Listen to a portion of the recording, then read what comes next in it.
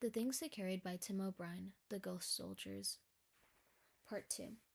Another thing, 3 times a day, no matter what, I had to stop whatever I was doing. I had to go find a private place and drop my pants and smear on this antibacterial ointment. The stuff left stains on the seat of my trousers, big yellow splotches, and so naturally there were some jokes. There was one about rear guard duty. There was another one about hemorrhoids and how I had trouble putting the past behind me. The others weren't quite so funny.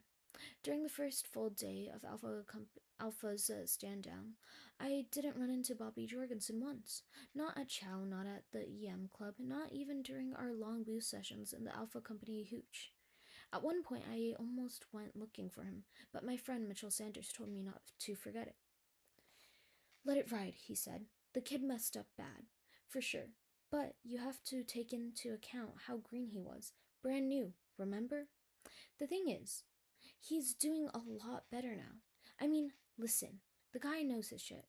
Say what you want, but he kept Morty Phillips alive. And that makes it okay?" Sanders shrugged. "People change, situations change. I hate to say this, man, but you're out of touch. Jorgensen, he's with us now. And I'm not."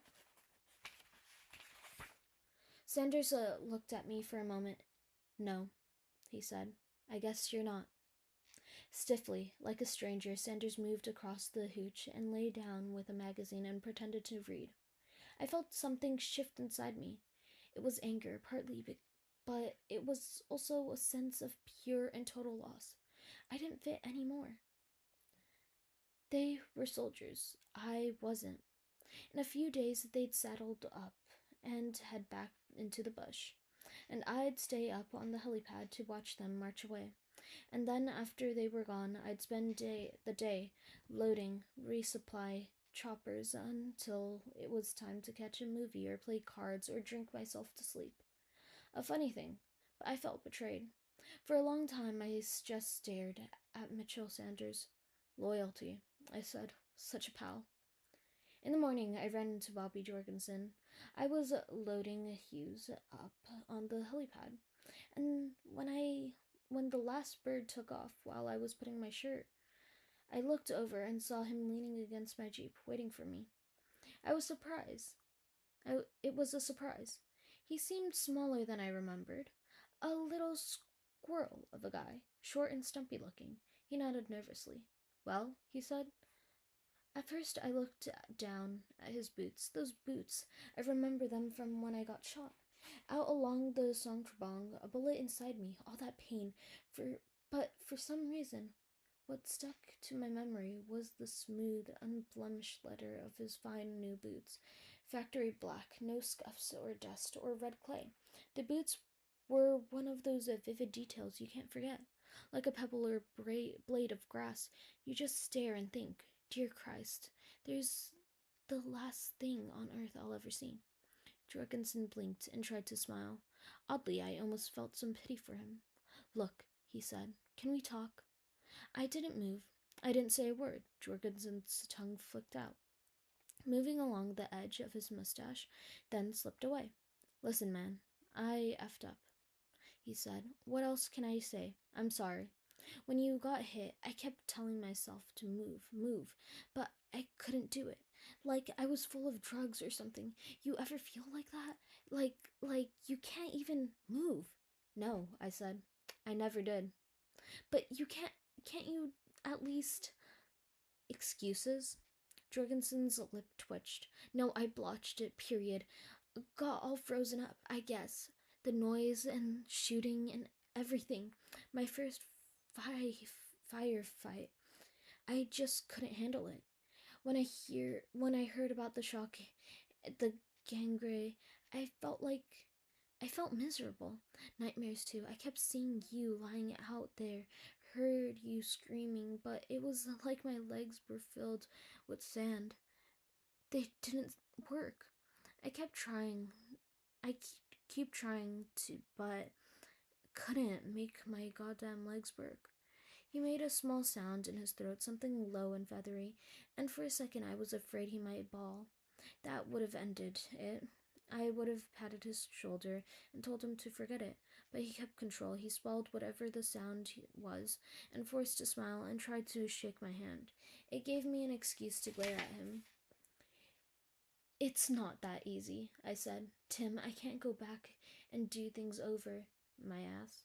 Jorgensen kept pushing his hand out at me. He looked so earnest, so sad and hurt, that it almost made me feel guilty. Not quite, though.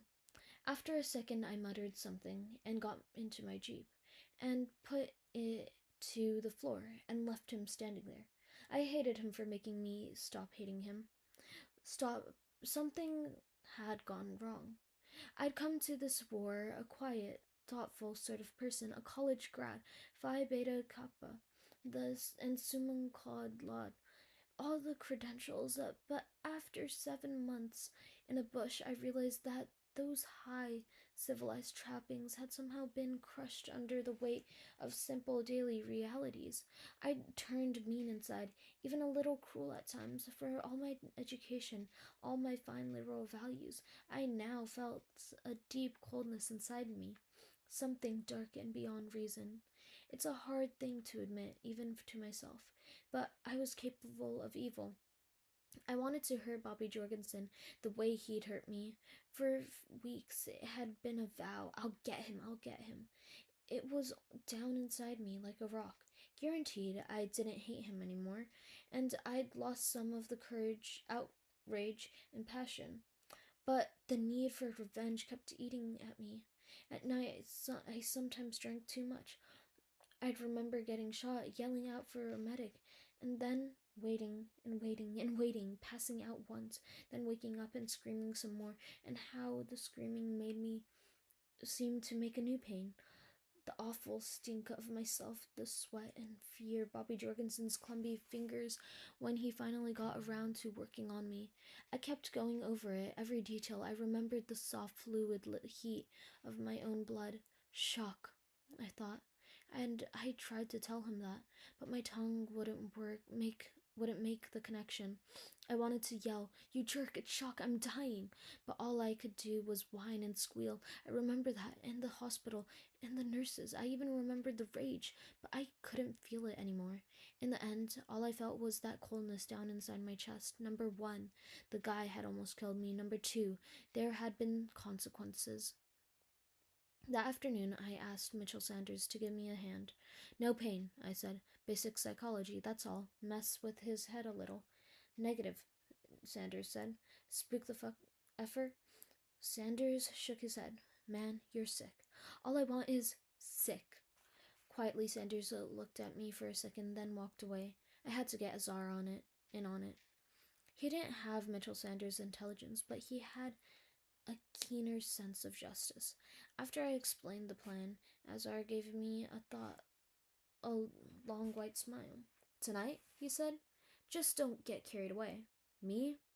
Still smiling, Azar flicked an eyebrow and started snapping his fingers. It was a tic of his.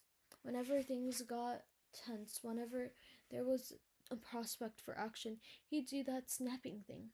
Nobody cared for him, including myself. "Understand?" I said. Azar winked. "Roger Dodger. Only a game, right?" The end of part 2.